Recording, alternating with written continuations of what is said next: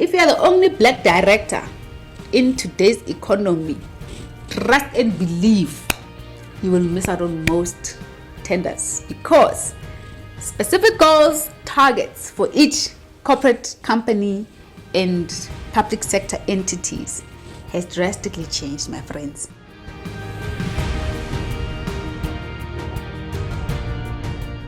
Hey guys, good afternoon. Welcome back again to my channel. My name is Lerato Sebata, your host. Can you tell by the setting or there's something a little bit different about this video?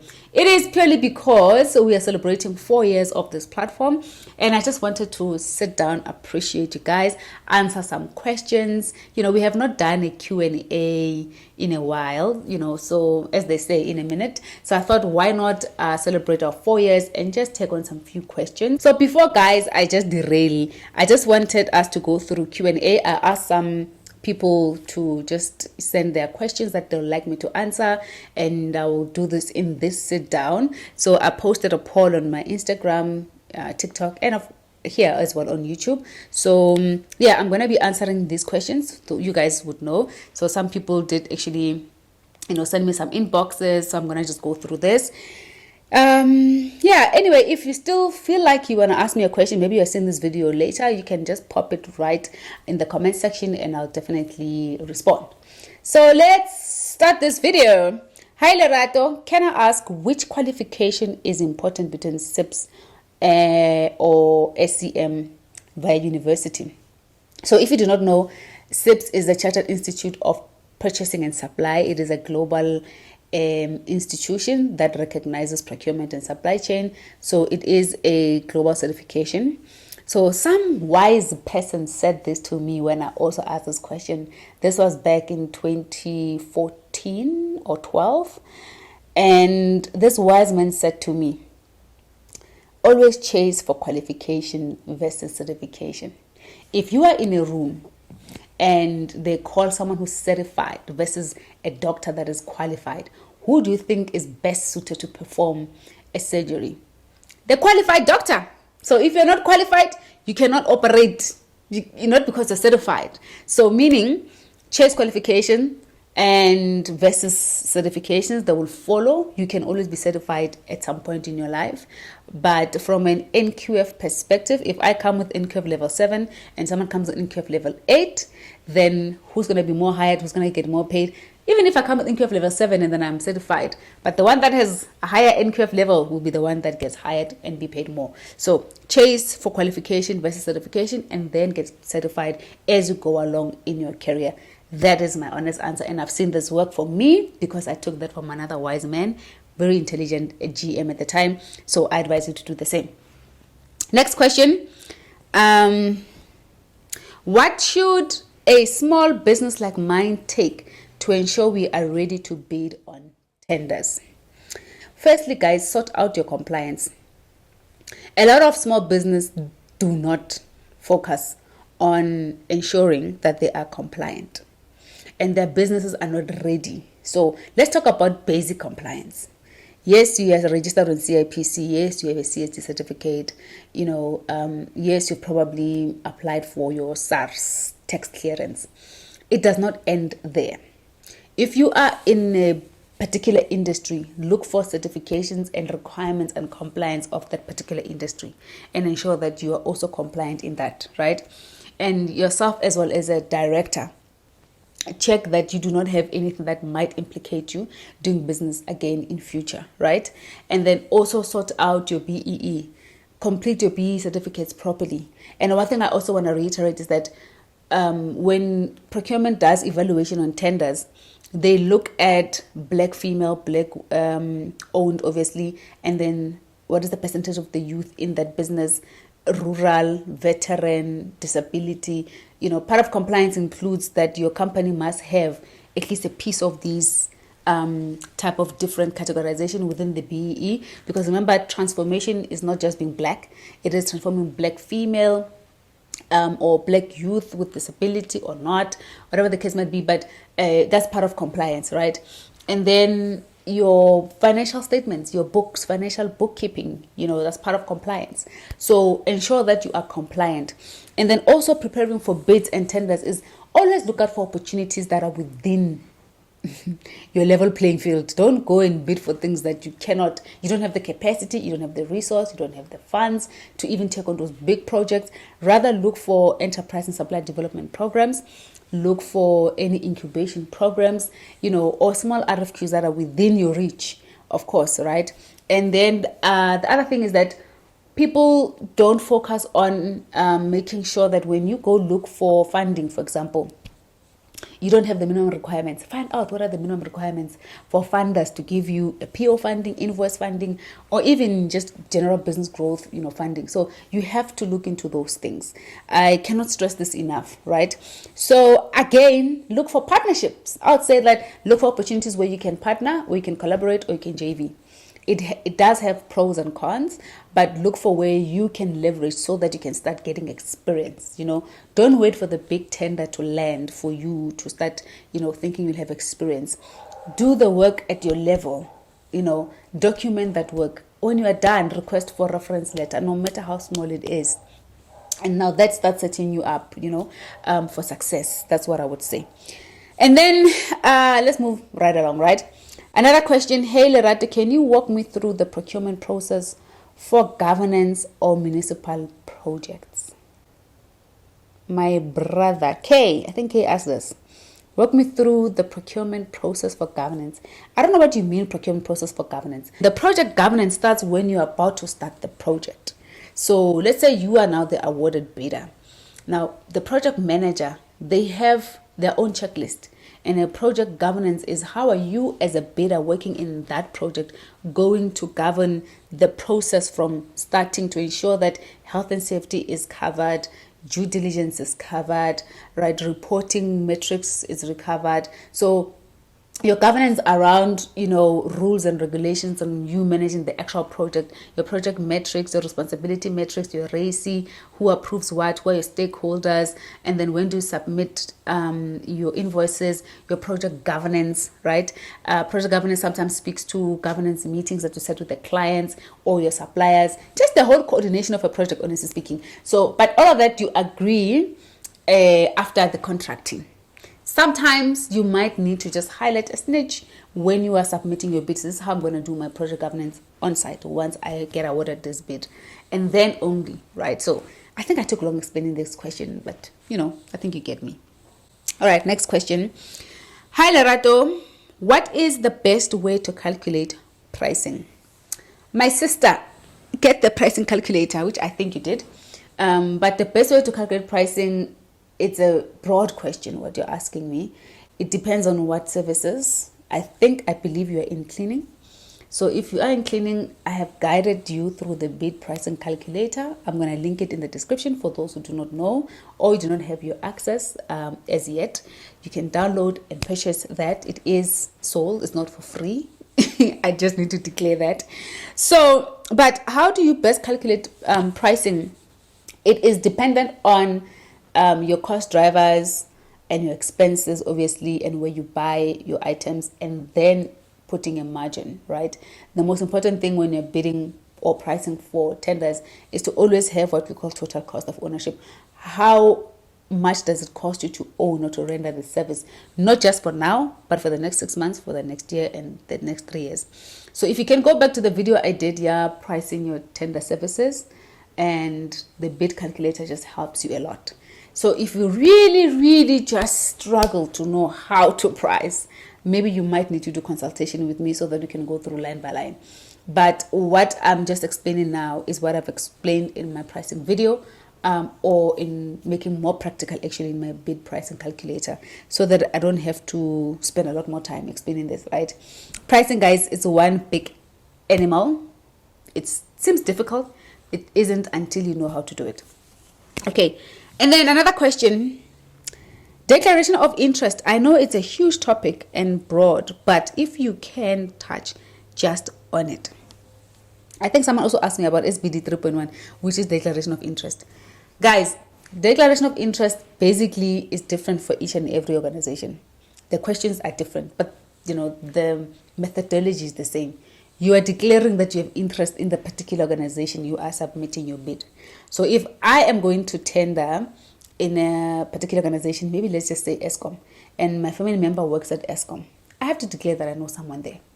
And I just have to mention under one of the questions asked under the declaration of interest, I just need to declare that I know my uncle works there, or I know Smang Mang who works there. So therefore, I'm just declaring that I have an interest. Now it is up to the tendering organization, the buying organization rather, not tendering, that that person recuse themselves in the evaluation process if they are involved. If not, then it is just known so that tomorrow, one's not going to say, hey, you have this tender, maybe they gave you inside info and you did not declare. So it's not a good thing not to declare, guys. So if you know a friend that works in a particular department and that friend you've got no family relationship with, I don't think you should, be worried about that. Honestly speaking, we are people that know people. We have relationships all over.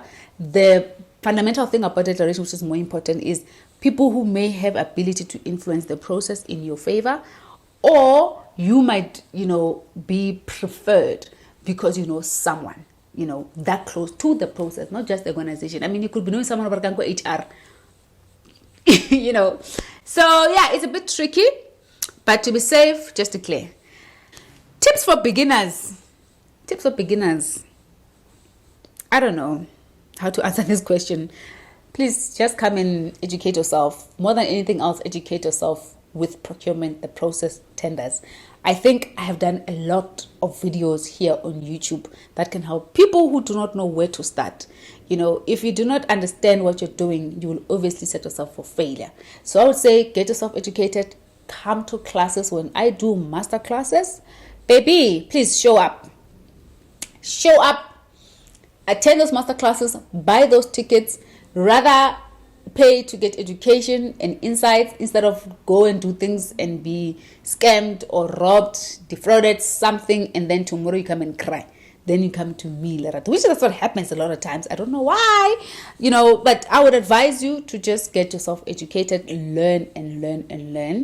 Not just my channel, whoever that does procurement, tenders, business type of seminars, attend. There'll come a time where you feel like, oh, sharp, man, you've done this so many times that so grand. You have actually gotten the code on how to crack this. You can outsource what is not core business to you, but don't rely on someone always doing something for you, because one, you will be out of touch with your business, and then you might just also be robbed in the process. People do basic things and they charge you, guys. It's like someone saying, hi, I want to register a company, please help me. Not in 2024. Government has done so well in trying to automate some things, guys, and make it easy. So just log in, my friend. Log into Biz Portal. It's a self-service tool. It's so easy to register a business today. And you insert your, details as a director. You pay that 150, 60, whatever amount is to secure the name. 2 days a day you have your company registered, done. You don't need Lerato's going to charge you 5K for her time to do that for free. And then now SARS is, also interlinked with that process and the banks. So kulula, guys, these days you just need to find time and be invested in what will work for your business. That's what I would advise you as you start. Okay. And another tip as a beginner, do not jump into partnerships quickly. I don't want to sound like I'm contradicting myself to what I said earlier, but sometimes, run your checks before you have anyone that you will partner in business, especially the construction, especially security business, especially cleaning. And when you are not clued up, ask a lawyer, go check legal-wise. In fact, of recent, someone special said to me, you need to check take services legal-wise. And I think people who are not legally aware on some of these things and how they work, legal-wise policies, or I don't know what they call them. But yeah, but their services, they do help a lot, so that they can help you read contracts before you even enter into some of these things, because sometimes things goes south. And I also get burnt, by the way. I am not excluded from the messes, but I guess the lending is a little bit softer than those who are not privy to these things, right? So guys, ensure that you read documents before you sign. Before you go and partner with people, check them, those guys, the directors, and then you will not get burned, right? So many people have gotten burned, but that's a story for another day. Let's move right along to the next question by Lolo. Hello, Lerato. Can you please break down the cost of the following RFQ? For example, supply and delivery of 3 heavy-duty staplers in Tembisa. Interesting scenario this person is asking. I'm staying in Soweto and I'm going to buy staples at Macro for 250 Rand and deliver to Tembisa Hospital. Please use this example or scenario to explain the process. Thanks in advance. This person wants me to break down the pricing. So, order towards the RFQ staplers, and they need to deliver in Tembisa. They're buying the staplers for 250 Rand from Macro. So now, over the supply and deliver. Now, basically, what are the process of how do I do this? You have an order. I don't know if you order 10,000 staplers to deliver or 5,000 or it's just one. Obviously, I'm assuming it's not one. I would guard against you buying firstly as a tip, go Macro. Macro is a retail store. It is a B2C, which is business to consumer. It's direct selling to consumer. It is not for industrial use. I mean, you can do it if you're just buying 5 staplers, right? However, if you are supplying another company, which is now business to business, your business to their business, there are industrial companies that provide volume discounts on these type of things, or for industrial use or for corporate use, right? It's not for home use. That's what I'm basically trying to say. So firstly, look at your suppliers. I would not go to Macro if I'm you, but go research and check which suppliers are out there in Gauteng that can provide staplers of that nature. And I'm sure in the tender bid or wherever the quote, they must have specified minimum requirement specification. Just take that, check who can provide the Crosslex, does that, Go Big do that, and HP and them, I think they do. So once you have checked that, based on the quantity of the client's request, you then calculate what can be, the price of buying that number. If you're buying 10, 250 times 10, I don't know, maybe, hopefully it's less. Then you get that number. You start considering delivery fee, obviously, what will be your markup on the total cost of those staplers or on each. And if you decide on 10% or 15% markup, up to you. And then you need to also consider what your labor cost, and insurance cost, because now what if these things they break on their way there? You don't know. So actually get my bid pricing calculator. Yes, I plan to deliver. I have done something so simple that's going to help you. But those are some of the considerations that you include in your pricing, right? And then you have price ex VAT, price including VAT. If there's any discount offering your client based on a minimum order quantity, great. If you do not, then, well, you don't. That's probably as simple as that. There could be other things that you want to add on, like I'm saying, the variables, if you're just delivering good Tembisa, sometimes, guys, you don't need to include delivery costs. You can just tell the client in fine written terms and conditions, in the finer detail. Yeah, you know what I mean. You can just write there somewhere on your code terms and conditions that transport will be charged per kilometer traveled. So in that, you save yourself from writing that big number, quotationing, and then you have just mentioned that prices for delivery will be charged per kilometer traveled as per the tariffs, for 2024 tariff.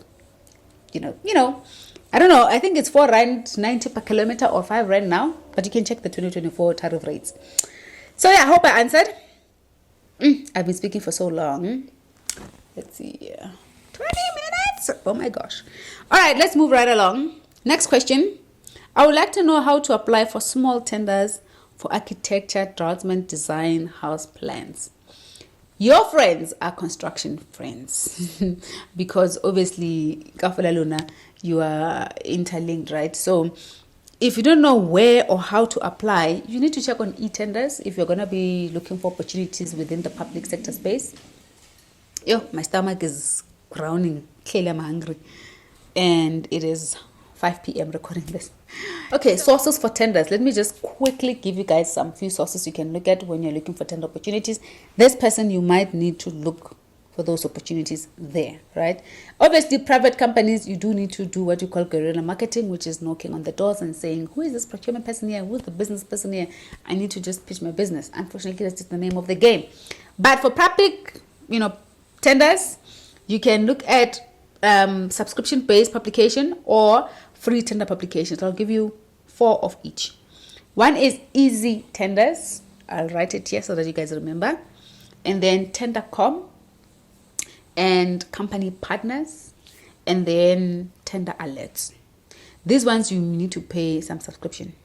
There's tenders is a didn't man, but you'll choose which one works for you. And then free ones is obviously e-tenders, National Treasury, CEDA, and online tenders. There is a whole lot more. It's just not limited to these ones that I'm giving you today. But for ease of reference, at least to start somewhere, you can consider these ones.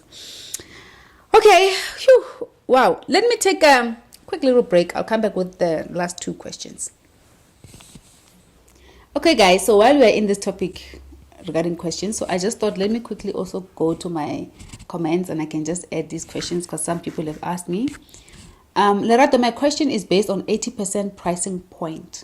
Please clarify what is the standard markup percentage for both government and private sector based on the RFQs or formal tender. Thanks.